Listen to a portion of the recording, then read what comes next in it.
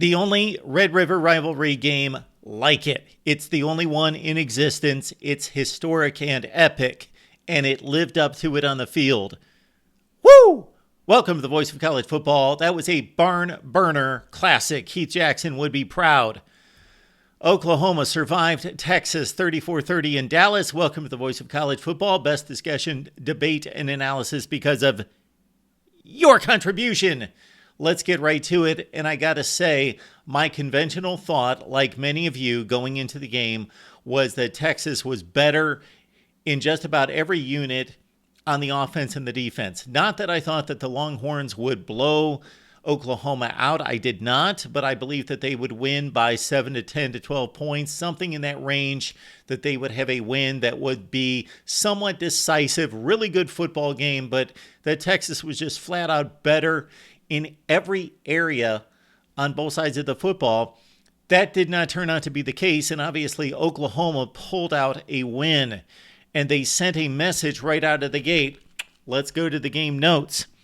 Woody Washington, veteran cornerback for Oklahoma, right out of the gate, blew up a screen pass, a little swing pass out to the left side. That set a tone that Oklahoma would be in this one strong, solid, and physical.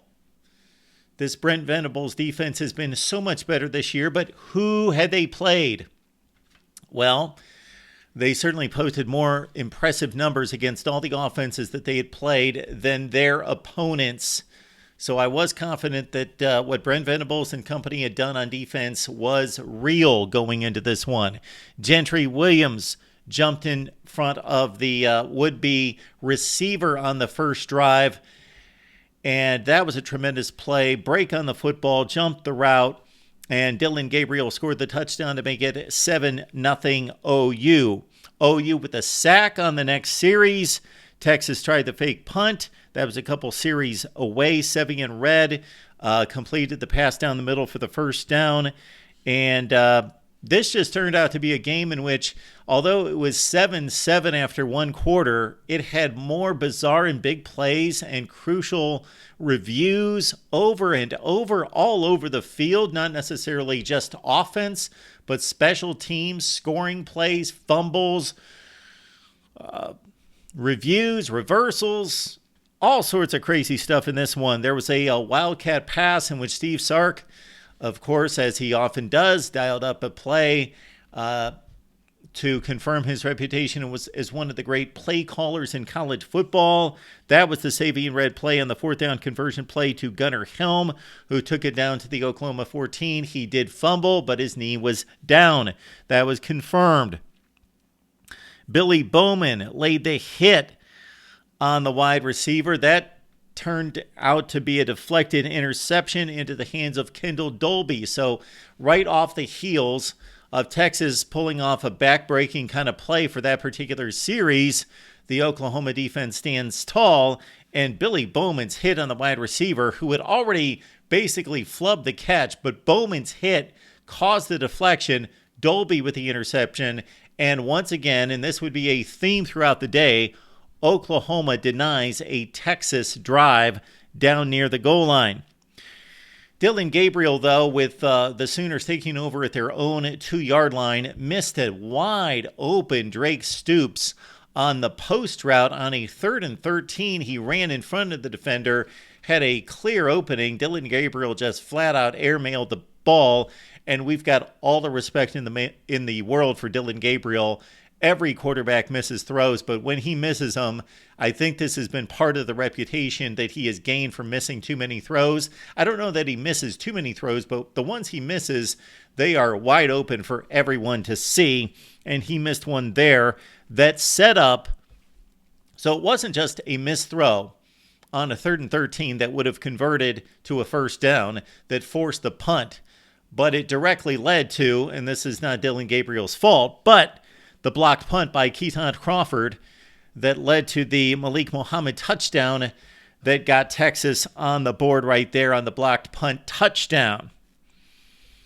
Dillon Gabriel, though, on the next series, an NFL throw on the out to Andrell Anthony. That took Oklahoma down to the 11. So undeterred, he comes right back and down the field, for another Oklahoma touchdown. Texas number 28, Jaron Thompson. He had a good break on the football, dropped an easy red zone, end zone interception. So again, Texas doesn't quite complete the play. They make a really good play here. Jaron Thompson did in breaking on the football. Oklahoma did kick the field goal to make it 10-7 at that point. Gunnar Helms had a huge day. 9 plays, 85-yard drive was capped by a touchdown by Gunnar Helm.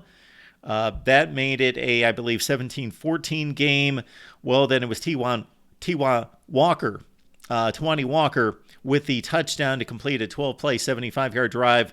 And Walker's an interesting case. So the Oklahoma running back situation has been a topic of conversation for us here at the Voice of College Football the entire offseason. So let's clear it up right now, or basically what it has turned out to be is going into this season, Javonte Barnes and Gavin Sawchuk were the two studs, both 5 stars, both 100-yard games in the bowl game against Florida State coming into this season, that they would be the stellar 1-2 punch. However, they've been banged up, and some other guys have emerged. Marcus Major during August camp, not surprisingly to Oklahoma fans, he has been a guy in waiting that fans have been waiting for him to emerge.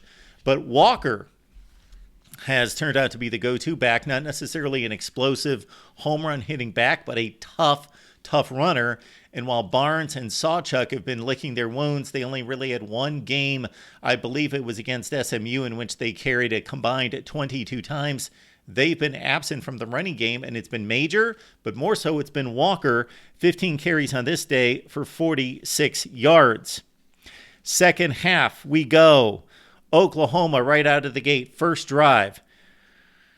They go for the touchdown after leading 20-17. They extend the lead to 10. Dillon Gabriel hit on 5 of 6. Oklahoma on this particular drive, 13 plays, 75 yards.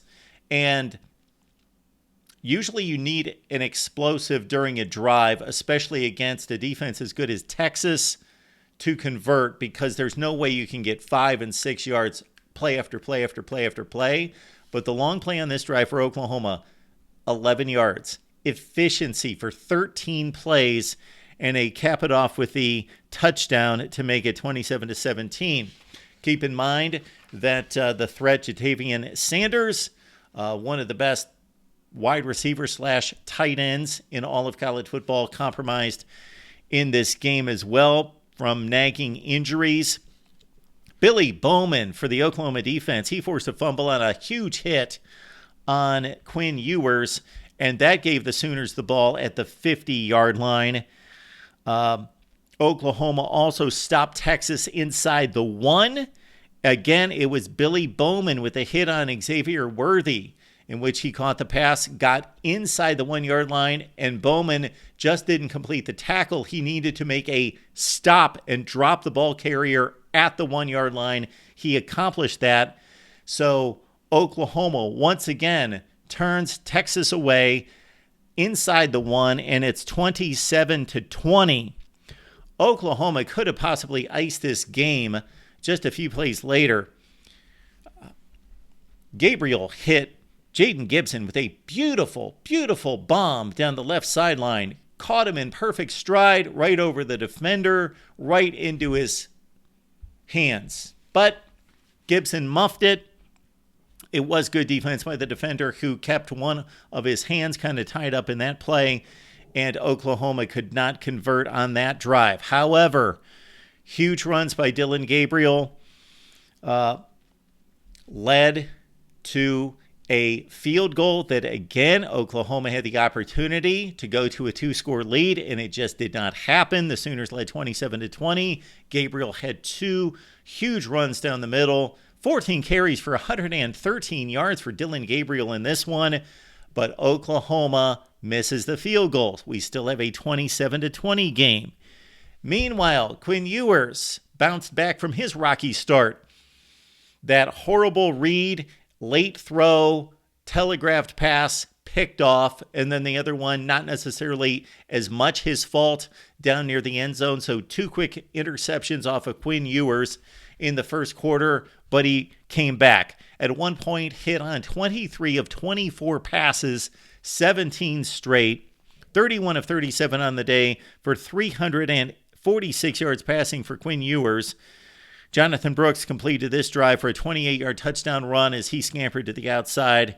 And Jonathan Brooks, let's not forget what a contribution he has made this year in replacing Roschon Johnson and, of course, Bijan Robinson. 5 plays, 75 yards for the Longhorns in this one. And Brooks ran it 22 times for 129 yards as we now had a brand new ball game at 27. Next drive, Dylan Gabriel, 3rd and 5. Austin Stogner runs the quick out. Gabriel throws it high and wide. It actually was on target. At first look, live, I thought it was high and wide and a typical Gabriel miss. When he does miss, and again, I want to make it very clear because the young man has taken way too much criticism that he's a really good quarterback. He is a fringe top 10 quarterback in college football.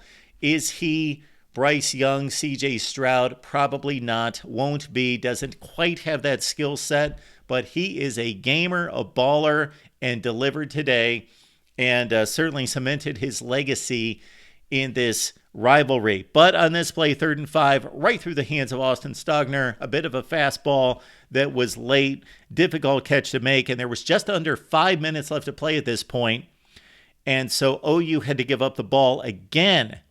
So then Texas takes it, drives it all the way down the field. Methodical, workmanlike effort and drive to, it looked like they were all set up to ice the game, to milk the clock and to ice the game. But Sark somewhat misjudged here, got too conservative, shut down the offense in field goal range, and still left way too much time for Dylan Gabriel.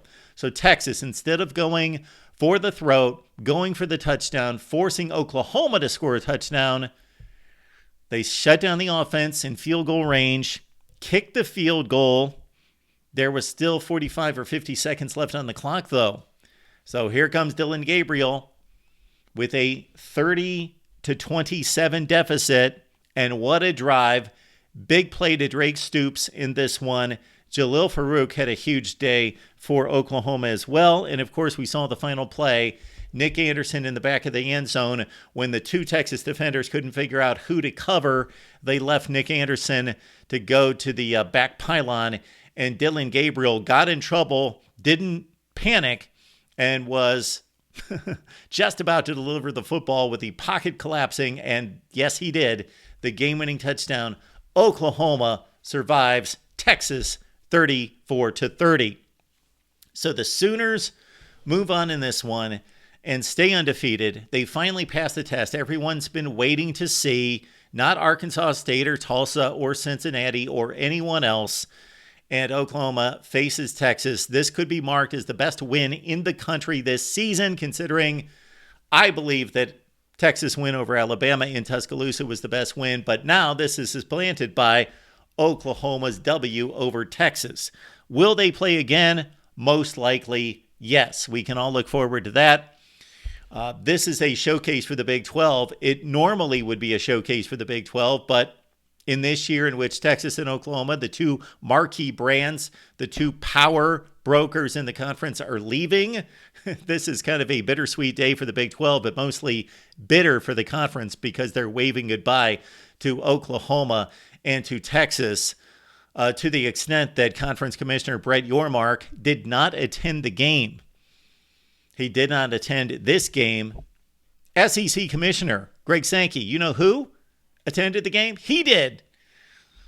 What a day in Dallas, enjoyed by all except for Texas fans, but still in line to get to the conference championship game. Although, keep in mind that West Virginia now controls its own destiny. Everybody controls their own destiny until they lose a game, but they truly do because they do not play Texas. And so Texas needs Oklahoma to defeat West Virginia. Of course, the Mountaineers, the surprise of the Big 12 season thus far at 2-0, 4-1 overall. Your thoughts? Texas, Oklahoma Red River rivalry for the final time in the Big 12 regular season. What a game. And join me tonight and each and every Saturday night for our big wrap-up show. Call in, join the show, join the chat. We talk up college football like nobody else, thanks to you. Best discussion, debate, and analysis right here at the Voice of College Football.